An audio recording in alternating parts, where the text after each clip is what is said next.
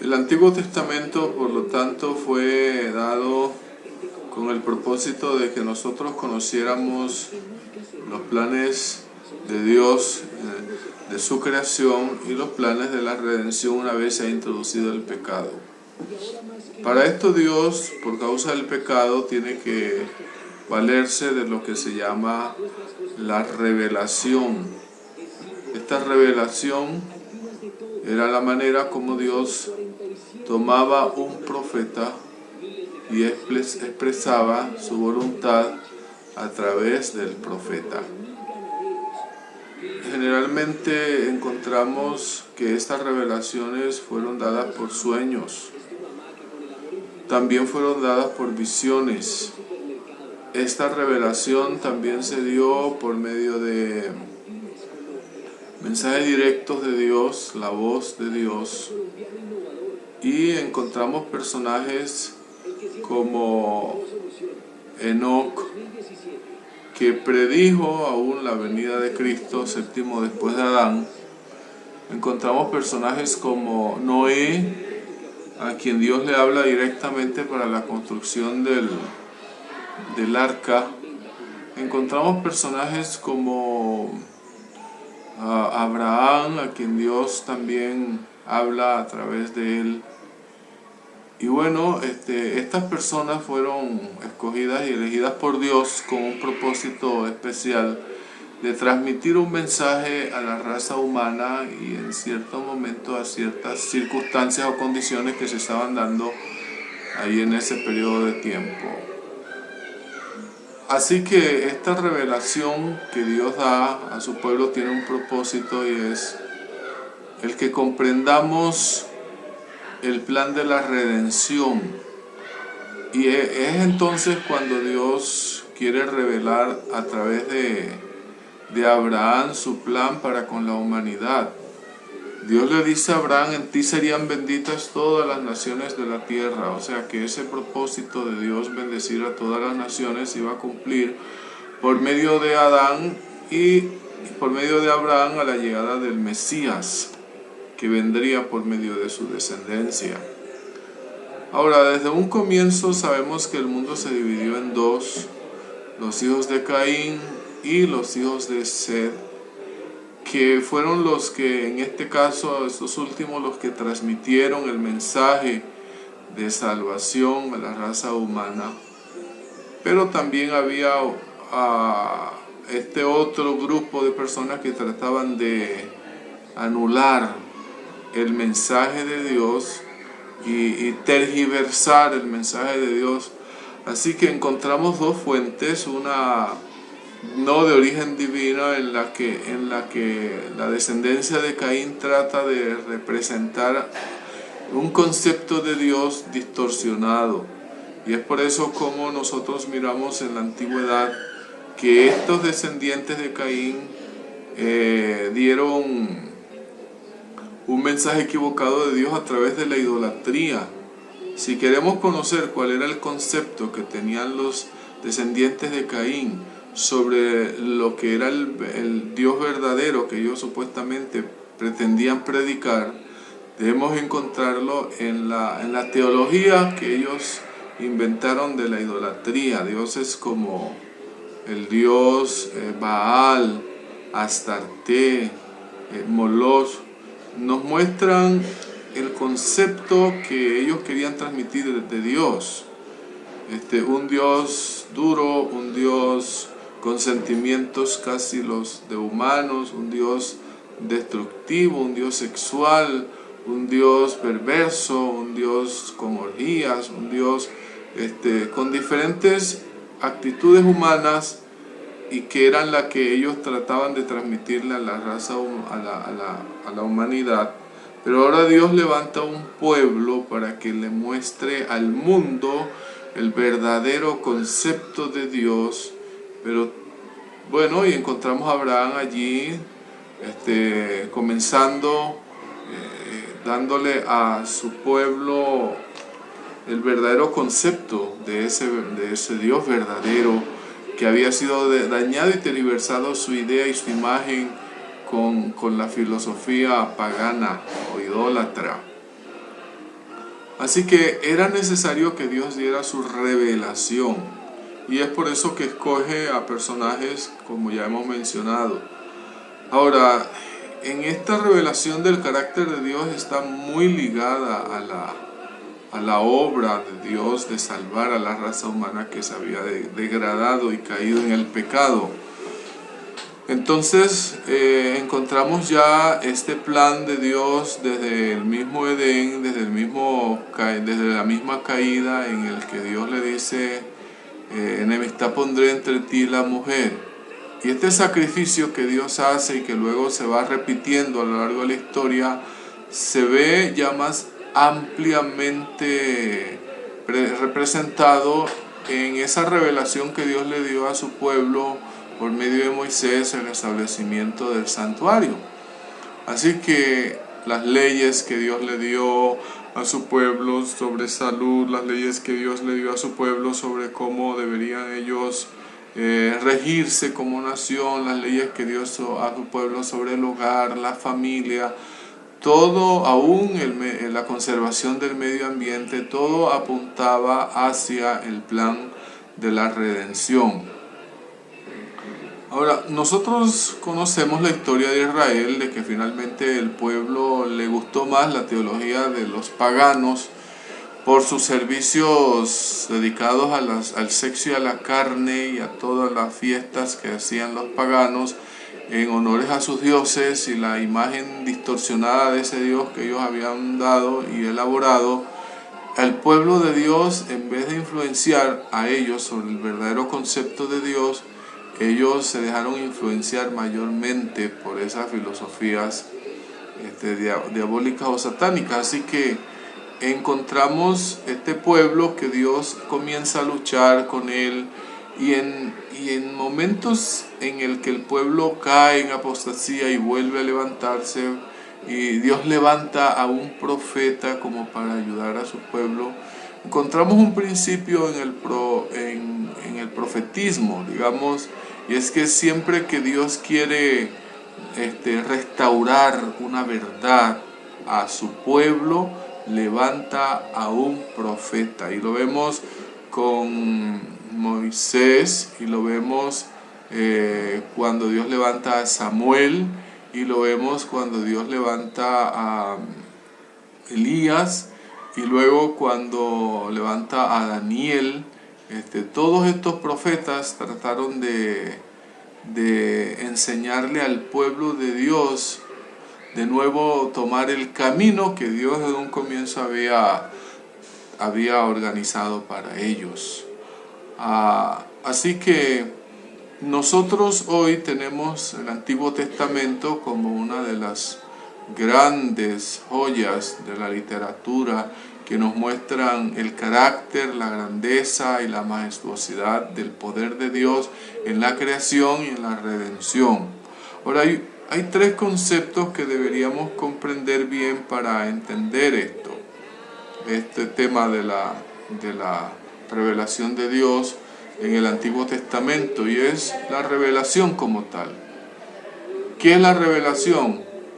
Es el acto divino, digamos, es un acto sobrenatural en el que Dios da a conocer su voluntad, su palabra, su ley, sus principios, sus normas, y lo hace a través de un profeta. Y a este profeta se le da de diferentes maneras, ya sea hablada, escrita, o por lo menos escrita, en el caso de la ley de Dios dada a Moisés, que fue directamente escrita con el dedo de Dios.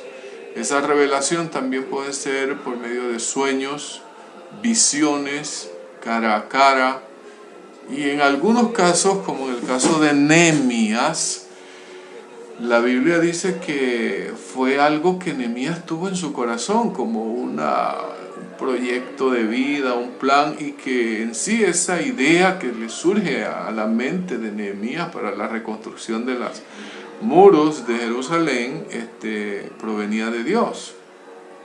O sea que Dios también puede en el caso de Nehemías, colocar un deseo en el corazón que puede ser la expresión de la voluntad de Dios. Encontramos algunos profetas que fueron llamados especialmente para realizar este oficio.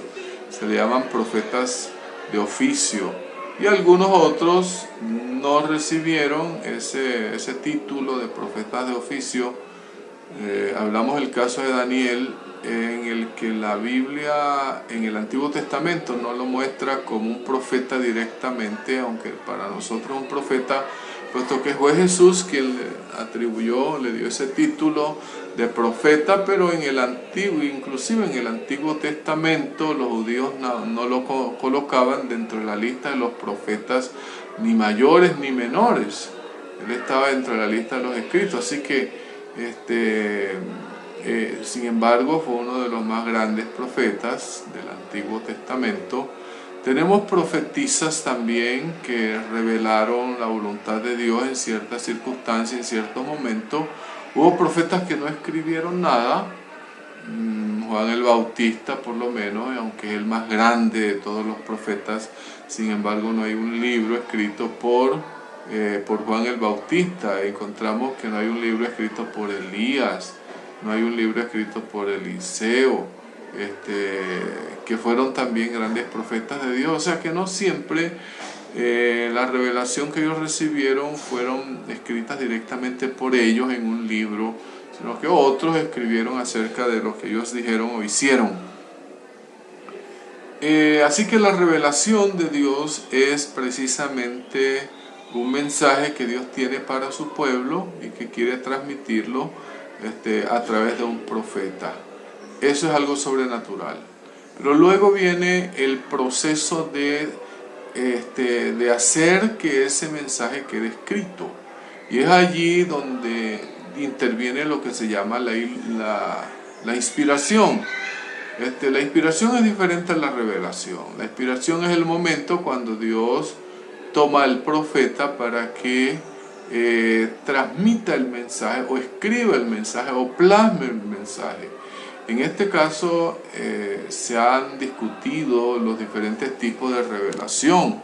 Hoy en día el mundo cristiano está dividido con relación a esto, del tema de la inspiración. Hay un grupo de cristianos que dicen que la inspiración se dio a través de Dios dictarle las palabras a las personas, y a esto se conoce con el nombre de inspiración verbal. O está el caso de la otra opinión, que dicen que Dios inspiró no solo las palabras y el mensaje, sino que era como que Dios le dictaba a las personas, era como un dictado que hacían. Así que tenemos la inspiración verbal, donde la persona recibía, supuestamente Dios le dictó, y las palabras que ahí aparecen en la Biblia son exactamente las que Dios le dio. Esa es una opinión. Y está la opinión que dicen que no fueron las palabras, sino que fue en sí todo el conjunto de ideas que el personaje tomaba y transmitía conforme a su cultura, la educación que había recibido. Transmitían las ideas, no las palabras, sino las ideas o el mensaje. En este caso, la inspiración se dio para el profeta en los mensajes. Hay una tercera posición que dice que la inspiración se dio era a la mente del profeta, o sea, el profeta era el inspirado. Ahora, la Iglesia Adventista no considera que las palabras fueron las inspiradas. La Iglesia Adventista considera que la inspiración que se dio fueron para el profeta. Elena White tiene una declaración que muy temprano en la historia de la Iglesia Adventista marcó el rumbo que la Iglesia tomaría con relación al tema de la inspiración. Y ella dice: no son las palabras las inspiradas, sino que es el profeta el que es inspirada, es la persona la que es inspirada. Ahora, eso no quiere decir que el mensaje como tal no sea inspirado. El mensaje es inspirado y el profeta es inspirado. En este caso es la posición que nosotros como adventistas tenemos. No aceptamos la inspiración verbal, que quiere decir palabra por palabra, como si fuera el profeta un escribiente de Dios. Así que la inspiración es uno de los temas que necesitamos entender, de que Dios es algo sobrenatural, obra del Espíritu Santo. La Biblia dice toda escritura es inspirada por Dios, o sea, el mensaje como tal, las ideas principales. Y en este caso la transmisión que se dio de estas ideas, el profeta la escribe conforme a su cultura. No son en sí las palabras las que Dios les tuvo que dictar. Encontramos otro aspecto en esta lección, y es que la inspiración en algunos casos se dio para guiar a una persona a buscar información. En el caso de los evangelistas, Lucas no fue testigo visible, pero él recopila información, y el Espíritu Santo, la inspiración allí actúa en buscarle, ayudarle a la persona a la correcta información de lo que él iba a escribir. En este caso hay muchos relatos en la Biblia. Ahora, nosotros creemos que la Biblia toda es inspirada por Dios. No creemos que estas palabras no fueron inspiradas, que el relato que habla de la caída de Lucifer, o las palabras que Lucifer dijo, que no fueron inspiradas. No, todo eso es inspirado en el sentido de que Dios da la correcta información de lo que se está dando, ¿no? Porque Dios es el autor de esa información, el autor de esas palabras. Él solo da la correcta información cuando se narra una historia.